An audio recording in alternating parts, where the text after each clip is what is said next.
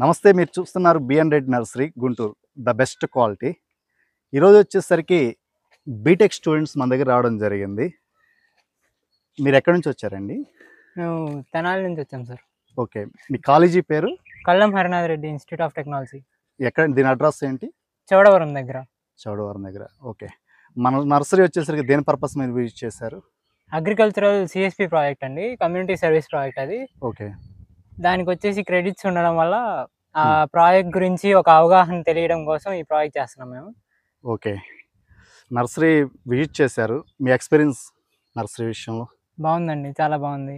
Okay. మీరు ప్లాంట్స్కి ఇచ్చే watering methods కానివ్వండి, అలాగే వాటికి తీసుకునే కేర్ కానివ్వండి, చాలా బాగా తీసుకుంటున్నారు.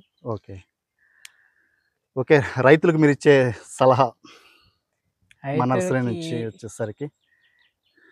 రైతులకంటే ఇప్పుడు ఏముంది, ఇప్పుడు చాలా మంది అనే వాటికి ఎడ్యుకేషన్ లేకపోవడం వల్ల ఏ కెమికల్స్ పడితే ఆ కెమికల్స్ వాడేస్తున్నారు కాబట్టి వాళ్ళకి పూత అనేది ఎక్కువ రావడం జరగట్లేదు.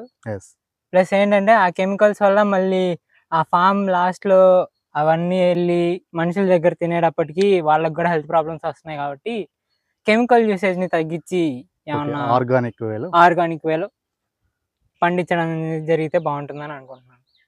Okay, thank you.